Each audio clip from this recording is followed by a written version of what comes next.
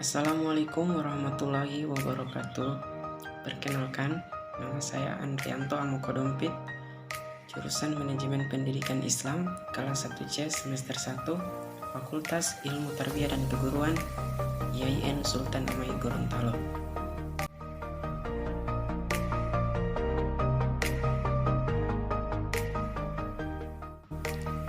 Baik, saya akan memaparkan hasil bacaan saya pada artikel Logika Berpikir Ilmiah.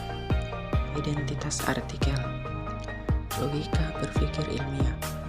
Berpikir ilmiah, bahasa sebagai sarana berpikir ilmiah, logika dalam berpikir ilmiah, dari situs Gudang Ilmu.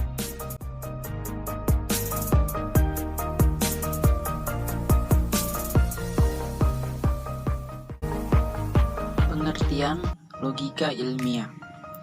Logika berasal dari kata Yunani kuno, logis, yang berarti hasil pertimbangan akal pikiran yang diutarakan lewat kata dan dinyatakan dalam bahasa. Sebagai ilmu, logika disebut sebagai logike. Filsafat tanpa logika akan gagal menelaah fenomena. Logika akan membangun kepercayaan seseorang. Orang yang berlogika akan semakin mengangkat harga dirinya. Misalnya, logika itu ditetapkan pada keputusan Tuhan. Orang harus sering berargumentasi. Sedangkan menurut Sudarsono, logika memiliki pandangan dalam arti sempit dan luas. Logika dalam arti sempit adalah logika yang mempelajari asas-asas penalaran yang bersifat deduktif, yaitu penalaran yang menurunkan suatu kesimpulan sebagai pangkal pikiran. Jadi, logika ilmu merupakan sebuah ilmu pengetahuan di mana objek materinya adalah berpikir, atau khususnya penalaran atau proses penalaran. Dan objek formal logika adalah berpikir penalaran yang ditinjau dari segi ketepatannya. Prinsip-prinsip dasar dari logika ilmu. Metode pencocokan. Sebab disimpulkan dari adanya kecocokan sumber kejadian. Misalnya, semua anak yang sakit perut membeli es sirup yang dijual di depan sekolah, maka es sirup itu yang menjadi sakit perut mereka. Metode membedakan. Sebab disimpulkan dari adanya kelainan dalam peristiwa yang terjadi.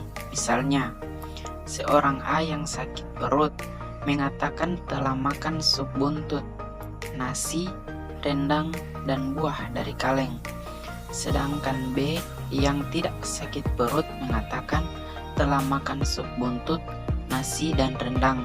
Maka disimpulkan bahwa buah dari kaleng yang menyebabkan sakit perut. Pengertian berpikir ilmiah. Berpikir ilmiah adalah proses logis dan empiris. Logis itu masuk akal, empiris dibahas secara mendalam berdasarkan fakta yang dipertanggungjawabkan. Menurut Salam, berpikir merupakan kegiatan atau akal yang memperoleh pengetahuan yang benar. Berpikir ilmiah yaitu berpikir dalam hubungan yang luas dengan pengertian yang lebih kompleks, disertai pembuktian-pembuktian. Eman Sulaiman mendefinisikan berpikir ilmiah yang merupakan proses pengembangan pikiran yang tersusun secara sistematis, yang berdasarkan pengetahuan-pengetahuan ilmiah yang sudah ada. Macam-macam metode berpikir ilmiah. Metode analisis, yaitu cara penanganan terhadap suatu objek ilmiah tertentu dengan jalan memilah-milahkan pengertian yang satu dengan lainnya. Metode sintesis yaitu cara penanganan terhadap suatu objek tertentu dengan cara menggabungkan pengertian yang satu dengan pengertian lainnya sehingga menghasilkan suatu pengetahuan yang baru. Metode induksi yaitu suatu cara yang dipakai untuk mendapati ilmu pengetahuan ilmiah dengan bertitik tolak dari pengamatan atas hal-hal atau masalah yang bersifat khusus, kemudian menarik kesimpulan yang bersifat umum. Metode deduksi yaitu suatu cara yang dipakai untuk mendapatkan pengetahuan ilmiah dengan bertitik tolak dari pengamatan dari hal-hal atau masalah yang bersifat umum, kemudian menarik kesimpulan yang bersifat khusus.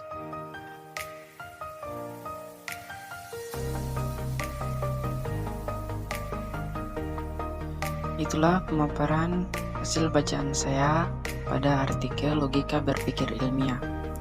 Sekian, Assalamualaikum warahmatullahi wabarakatuh.